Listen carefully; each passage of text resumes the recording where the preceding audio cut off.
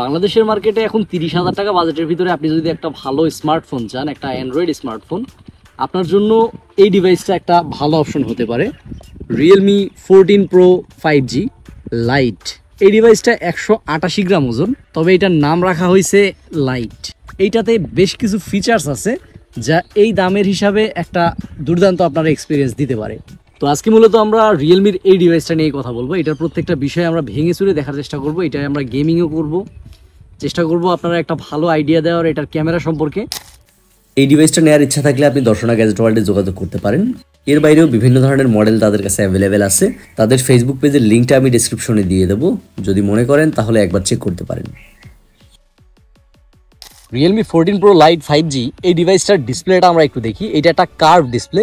এই বাজেটের ভিতরে কার্ভ ডিসপ্লে আমরা খুব কম পাই। অনেকে আছে কার্ভ ডিসপ্লে খুব পছন্দ করে, তাদের জন্য একটা ভালো অপশন এটা হতে পারে।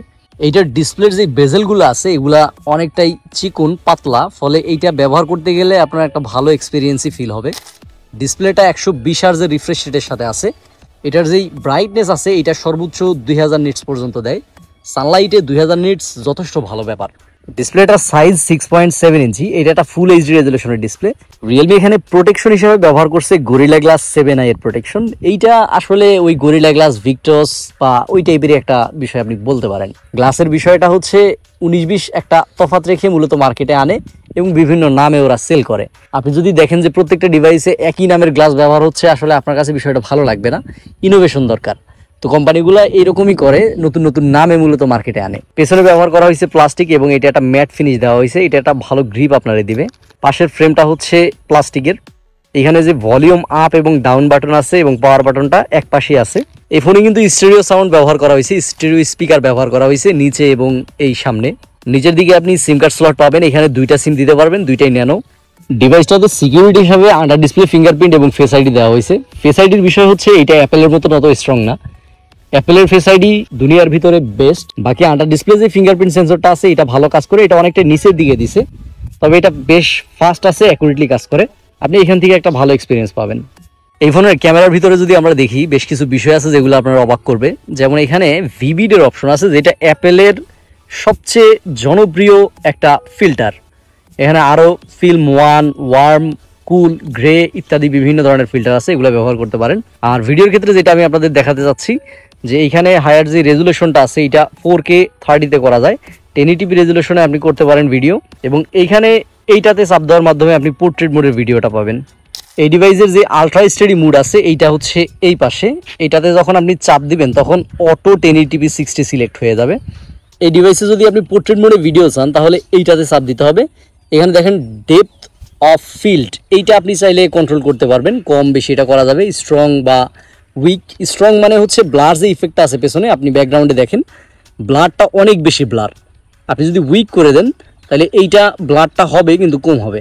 তা আমরা এইটার যেই ডিফল্ট আছে 2.8, এই 2.8-এ রেখে একটা ভিডিও করব। Realme 14 Pro Lite 5Gর পেছনের ক্যামেরায় আমরা রেকর্ড করতেছি 1080p রেজুলেশনে 30 ফ্রেমে। এমন একটা পজিশন যেখানে সূর্য আছে, সজীবও আছে, তারপরেও ব্লার মুড বা পোর্ট্রেট মুডটারে খুব সুন্দরভাবে ও করতেছে। এটা বেশ চমৎকার একটা ব্যাপার। এখানে আপনি 60 ফ্রেমের অপশন পাবেন না, শুধুমাত্র 1080p রেজুলেশনে 30 ফ্রেমে এটা করতে পারবেন। এই ডিভাইসের ম্যাক্সিমাম জুম ক্যাপাসিটি হচ্ছে 10x। এটা 4K-তেও 10x জুম করতে পারে। 10x-এ কেমন আসে আপনি একটু বোঝার চেষ্টা করেন। আমি একটু দূরত্ব বাড়াই দিতেছি, 10x মানে অনেক কাছে হয়ে যাবে। তো এইরকম একটা কোয়ালিটি পাবেন 10x-এ।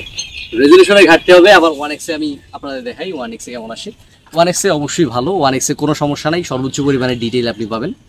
এবং একটা বিষয় খেয়াল করেন, আমি যখন টেস্টিং পারপাসে দেখতেছিলাম যে এই যে আমি এই পজিশনে আছি আজকে, কিন্তু মানে আকাশটা খুব সুন্দর, ছোট ছোট মেঘ আছে, তো কিন্তু আকাশের ব্যালেন্সটাও খুব সুন্দরভাবে করতে পারতেছে। কালার অ্যাকুরেসি ঠিক আছে। সামনের ক্যামেরায় আমি একটু সমস্যা পাইছি। সামনের ক্যামেরায় সর্বোচ্চ রেজুলেশন 4K 30 ফ্রেম।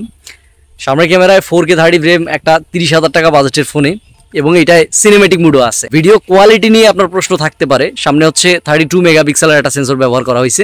এই সেন্সরটা দিয়ে আপনি যে রেজুলেশনটা পাচ্ছেন এইটা গুড এনাফ কিনা এটা আপনারই বিবেচনা করতে হবে। স্টেবিলিটি সামনের ক্যামেরায় অত ভালো না। আমি আরও আপনাদের শট দেখাবো সামনের ক্যামেরার। তবে পেছনের যে লেন্সটা আছে এটা তুলনামূলক বেশি ভালো। আমরা এখন 1080p রেজুলেশনের একটা ফুটেজ দেখি।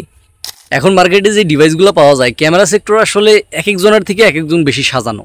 আমরা এখন এই ডিভাইসটা দিয়ে রেকর্ড করতেছি সামনের ক্যামেরায় 1080p রেজুলেশনে 30 ফ্রেমে পোর্ট্রেট ভিডিও মোডে বা সিনেম্যাটিক মোডে।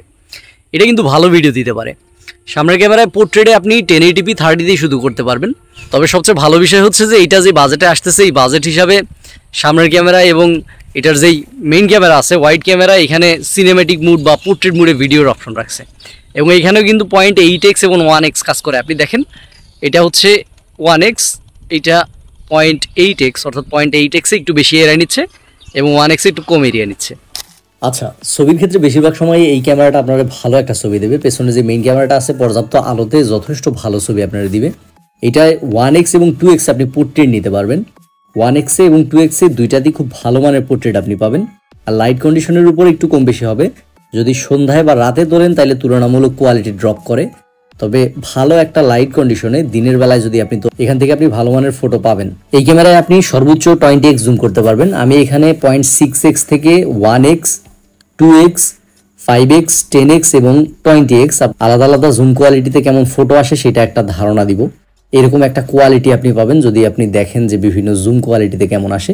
সব মিলে এটার যে ক্যামেরাটা আছে, পেছনের ক্যামেরা বলেন বা সামনের ক্যামেরাটা বলেন, আলট্রাওয়াইডে আমি বাদ দিব। আলট্রাওয়াইড আসলে অত ভালো ক্যামেরা না এটা।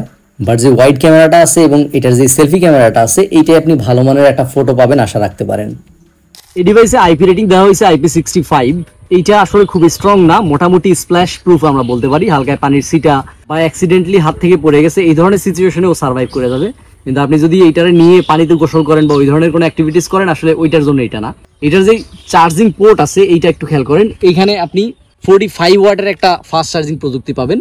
এটা খুব ফাস্ট ডাটা ট্রান্সফার আসলে সম্ভব না। USB টাইপ 2.0 দেওয়া আছে, স্লো বলতে পারি আমরা। এই ডিভাইসের যে 5200 mAh এর ব্যাটারিটা আছে এটা কিন্তু আপনার ভালো ব্যাকআপ দিবে। এটাতে আপনি 1.5 দিনের মতো ব্যাকআপ পাবেন। আর যদি হেভি ইউজ করেন একদিন তো আরামসেই চলবে।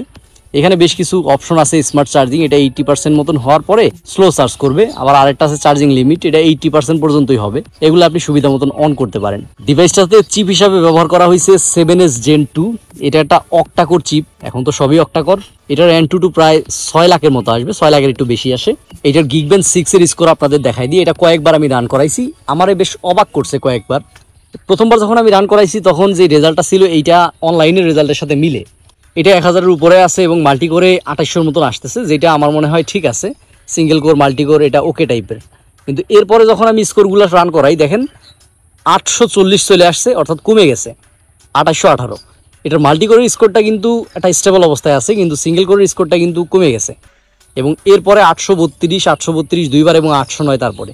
তো এই বিভিন্ন সময় বিভিন্ন রেজাল্ট দেওয়ার কারণটা আমি বুঝলাম না। এটার পারফরমেন্সটা একটু ড্রপ করতেছে আমার কাছে মনে হয়েছে। তবে একটা ইস্যু আমি পাইছি, সেটা হচ্ছে এটা হিট করতেছিল। যেহেতু হিট করতেছিল তাই হয়তো বা হিটিংয়ের কারণে এই সমস্যাটা আসতে পারে। তো 7S Gen 2 যেই চিপটা আছে এইটা আসলে ফ্ল্যাগশিপ চিপ না, এটা মিড রেঞ্জের চিপ। গেমিং আপনি এই ডিভাইসটা থেকে করতে পারবেন, গেমিংয়ে কোনো সমস্যা নেই। আমি একটু ফ্রি ফায়ারের কয়েকটা সেটিংস আপনারা দেখাই দিই যে ফ্রি ফায়ারে আসলে কেমন গ্রাফিক্স আপনি খেলতে পারবেন। ফ্রি ফায়ারে এখানে আপনি যদি ডিসপ্লেতে যান তাহলে এটা সর্বোচ্চ আলট্রাতে খেলা যাবে। আলট্রাতে আপনি হাই করে দিতে পারেন এবং যে FPS আছে এইটাও আপনি চাইলে হাই করে দিতে পারেন। সর্বোচ্চ এই তো, ফ্রি ফায়ারে তেমন কোনো কিছু নাই। তো এইখানে আপনি আলট্রাতে দিয়েই খেলতে পারবেন, কোনো সমস্যা নাই। এখানে পারফরমেন্সও ভালো, কয়েকটা ম্যাচ আমি প্লে করে দেখছি, বেশ স্মুথ একটা পারফরমেন্সও দিতেছিল। ফ্রি ফায়ার যদিও ভারী গেম না, তবে পাবজির ক্ষেত্রে আসলে এটা দেখাইতে পারলে ভালো হতো। তবে আশা করতে পারেন যে 7S Gen 2 আপনার পাবজিতেও হতাশ করবে না। এই ডিভাইসটা লঞ্চ হয়েছিল Realme UI 5.0-তে এবং এটা অ্যান্ড্রয়েড ভার্সন আছে 14-এ। বাকি এখানে একটু স্পেক্স আপনারা দেখতে পারেন। র্যাম আছে 8GB, 8GBর সাথে আপনি 4GBর এক্সট্রা পাচ্ছেন, যেটা হচ্ছে ভার্চুয়াল র্যাম। ওইটা আসলে একটা ফাউ জিনিস। এখানে 128GB এবং 256GBর ভেরিয়েন্ট পাবেন, আপনি ইচ্ছা মতো নিতে পারেন। মানে যেটা বলতেছিলাম যে 32 মেগার হচ্ছে সামনের ক্যামেরা এবং রেয়ারে আছে 50 মেগাপিক্সেল এবং 8 মেগাপিক্সেলের একটা সেন্সর।